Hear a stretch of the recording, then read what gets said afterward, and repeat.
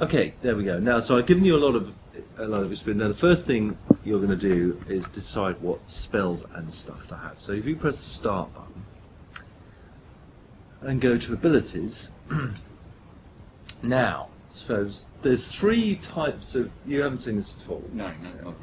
But there's three. Obviously, there's a role-playing game. Leveling up is the core thing, in a role-playing game. And when we came to design the leveling up system, normally you do it by having just tons and tons of different spells and you level up. But we decide to go down a slightly different route. You can specialise in these three areas. Now, strength is all to do the blue button, and skill is all to do the yellow button, and will is all to do the red button. And what you're essentially doing is adding more and different variations of button presses. So, when you're going to play Fable, what do you think you're going to be? Are you going to be a generalist? Are you going to be a sharpshooter? Are you going to be a sword fighter? I have a habit of always going with the sword fighting type of character, like getting up close and fighting. Okay, let's do that. Let's give you. So, if you go into strength, now, first thing is these what are called styles, fighting styles, and there, first one. Do you like blocking? I'm a big blocker. Yep, yeah, absolutely. I hate blockers.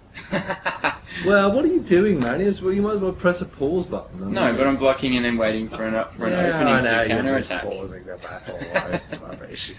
So let's go for that. Now you're using up your experience here, so just keep on that one for now, and just press A. The next one I find, and just press A again. Next one is flourishing. I love flourishing. So that is, rather than pressing them, holding the button down and waiting, like for a cup of tea to boil, instead you're pressing down and holding the button down and building, charging up a thing called flourish.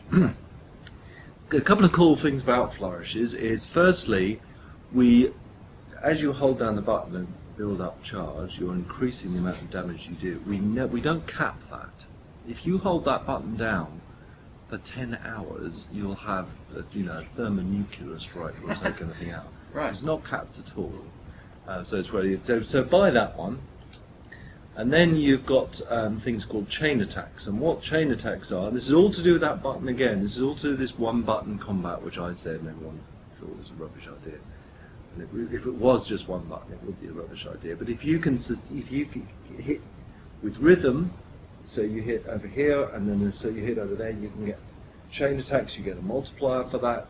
If you build up a flourish and unleash a chain attack, you can pass that flourish off to the next person that's there. Yeah. So again, it's a lot of complexity. But anyway, we'll leave that for now because we want to save some stuff. The physique is all to do with how strong you are, and that is a multiplier on any of your physical activities. Right. You probably want to increase that a little bit. And then there's toughness, which is, now this is the interesting thing, is that normally in role-playing games and in Fable 1, you buy armour. It's a very normal thing. You buy plate armour and chain armour and whatever. The problem with that in design terms is that we want you to look unique. You've got to look unique because you can go online and meet other people. And if you have armour, that means there is always a best armour, and everyone ends up wearing the best armour because otherwise it's a bit silly because you're not powerful enough. So that those two things are in contradiction. So what we did was we said, right, we're not going to have any armour in clothes, none at all, and that means that you're free to dress however you like. You're just as armoured as if you were in a pair of underpants as you are as if you were fully sackcloth clothing. Right. And that means we need another way of armouring you. There's two ways of doing it. One is through augments, and the other is through this, and that is toughness, and that's how tough you are. So you might want to give yourself a little bit there. So does having that though then make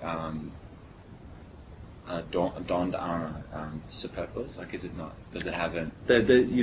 Whether you've got a silk shirt on or whether you've got a padded shirt on, it has no effect. Right. Okay. So that's that. What you've effectively done is configured your blue button. Right. Now you can configure your yellow button, which is all to do with guns. Now, we can leave guns out for now, and maybe just go to magic. Now, you may think, well, magic, how can that help me if I just want to be a sword fighter? Well, the interesting thing about magic is that we haven't gone for just the explodey things.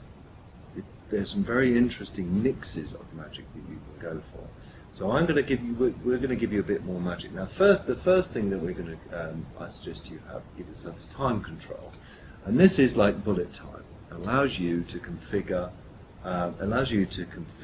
when you activate it, you can slow down time. Depending on which level you buy of that, you can slow down time for a few seconds, or you can slow down time for many minutes.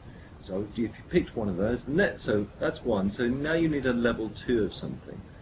And I'm going to suggest again, because you're going to be a sword fighter, I'm going to put you in pretty hairy situations.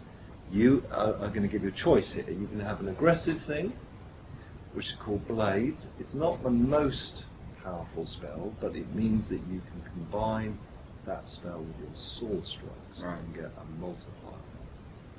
Or you could go for the straight force push. That allows you to push people back. That will give you time to charge up that big flourish that you had before. Or you could go for raised dead, just in case you're not that good at sword fighting. These guys, when you call them into being, they'll fight with you. So if you've got multiple targets, you can call up raised dead. Now, which one of those three are you going? I'm going to go with force push. Okay, force push is pretty good. By the second level of force push. Okay. Now, as your spells get more complex, you need to start configuring, because it's all based on the red button. Yeah. That spell stuff. So you go down to spell selector. At the moment, you've got a choice of 2 level 1 spells on the red button and only 1 level 2 spell. So your configuration is about perfect. Right. Okay, so we're ready to go. Okay. Now, I don't need to tell you what to do next. I'll just let you work it out about how to get yourself to combat. We need to turn that volume to 10. And I'm always here, ready to leap in co-op, just in case you... can I be a pain and invert the camera? No. You can't. You don't need to use that second stick. Get your thumb away from that. You just trust us. You don't trust. See, I can tell you, you're one of those people that don't trust game designers, do you? You immediately want to change the controls around. I don't mind you doing inversion of the stick. No, that's okay. I can do it. Okay, so now you've got to figure out where to go. So I'm just ignoring the bloom. There's blue, yes. Okay. That's for breadcrumbs. Exactly.